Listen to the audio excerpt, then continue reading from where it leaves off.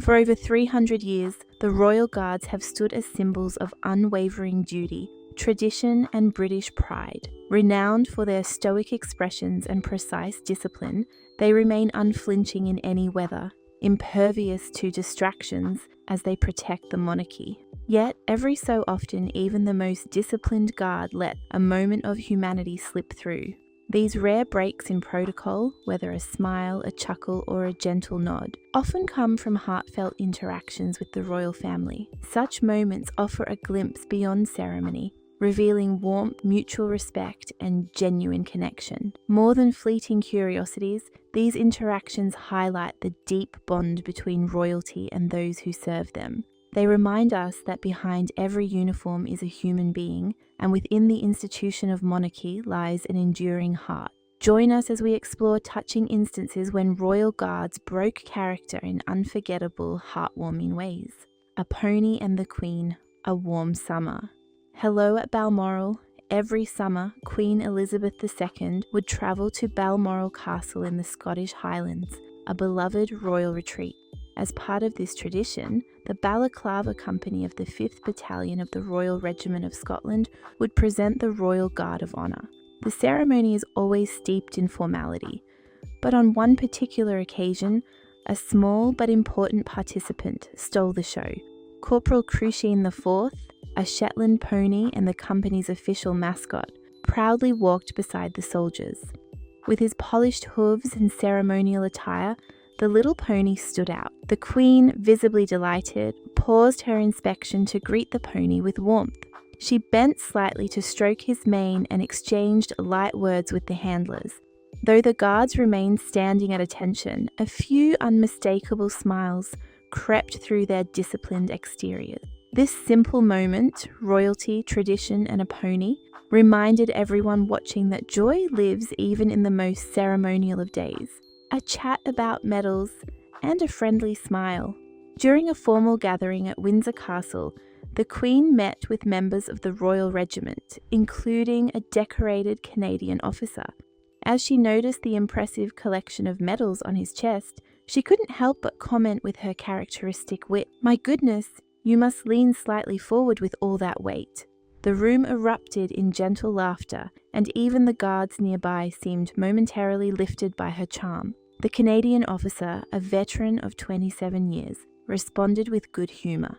It wasn't just an exchange of words, it was a moment that recognised service and acknowledged it with grace and humour.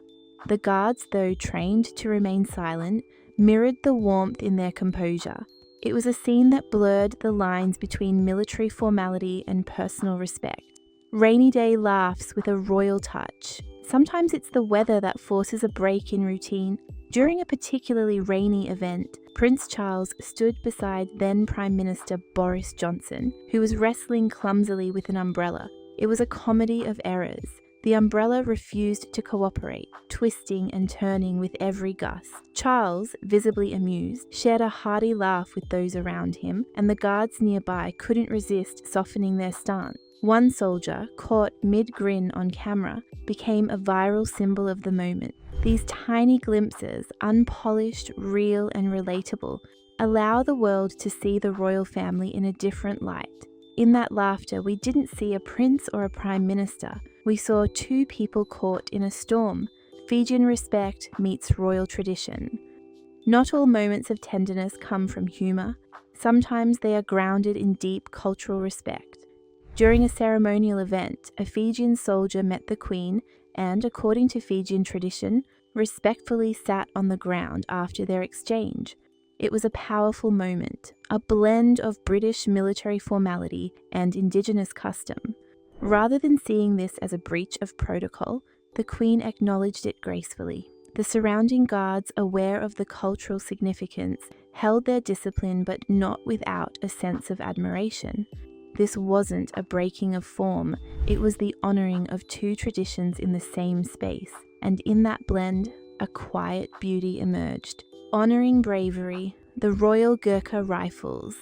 At Buckingham Palace, Prince Charles and Prince Harry presented medals to members of the Royal Gurkha Rifles. These soldiers, many of whom had served with distinction in Afghanistan, stood with honour. But as the ceremony continued, something remarkable happened.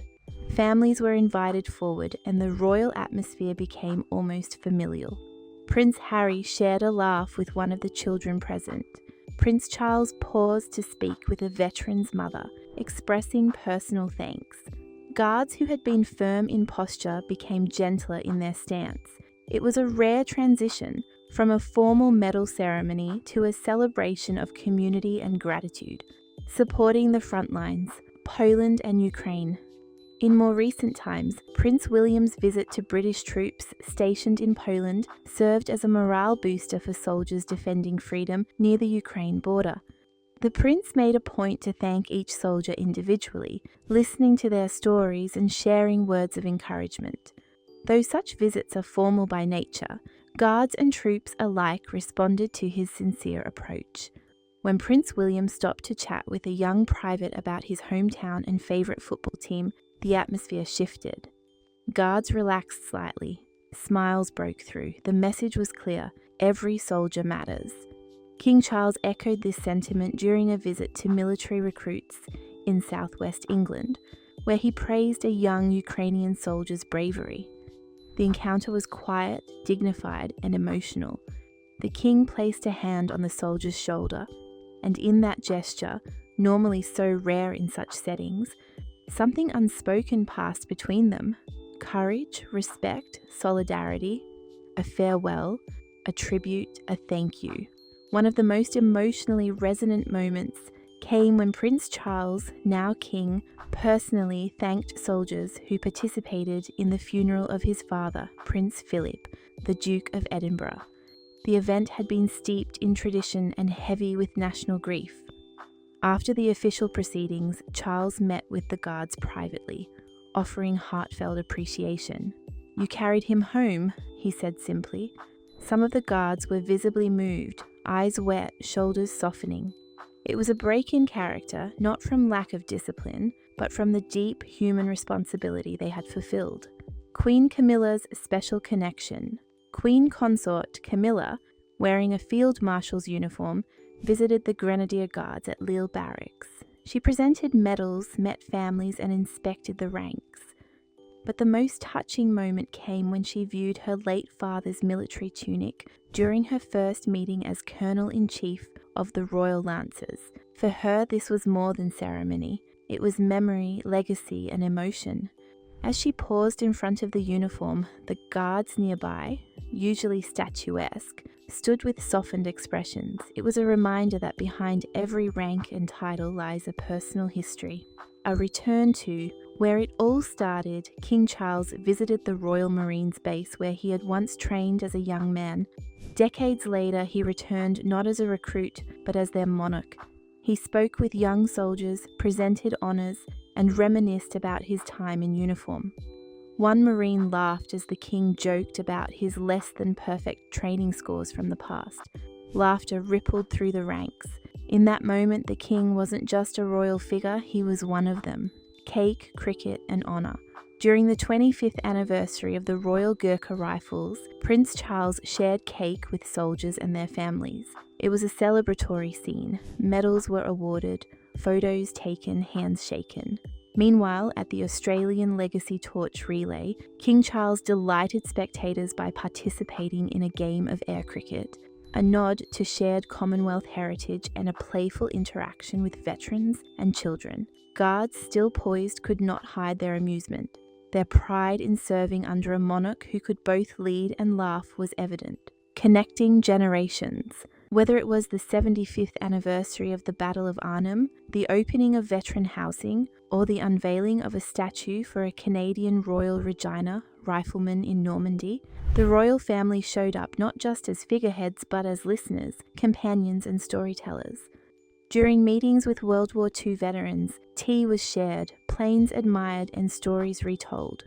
King Charles was seen examining a Lancaster bomber with veterans of the RAF, speaking not at them but with them. The presence of the guards, always silent, now held the weight of witness, and in their stillness they honoured not just tradition but memory, a fresh legacy.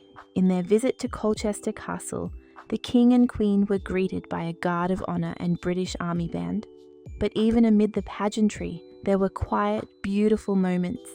School children offering flowers, veterans shaking hands, and Queen Camilla speaking with a young girl about fashion and sustainability during her visit to Jimmy Choo's academy. The guards, ever present, stood firm. But in these tender moments of conversation and laughter, they too were part of something greater. They bore witness to the evolving role of the monarchy, less about distance, more about closeness. The image of a royal guard standing motionless in front of Buckingham Palace is iconic, unmoving, unreadable, resolute, yet behind that image is a living person, a soldier, a son, a daughter, a friend, and behind the royal family's public image are men and women who care deeply for those who serve them. When royal guards break character, even for a second, it's not a mistake. It's a moment, a powerful, emotional, and honest moment that reminds us of the shared humanity within the institutions of royalty and military service. These rare, heartwarming glimpses don't weaken the traditions, they enrich them.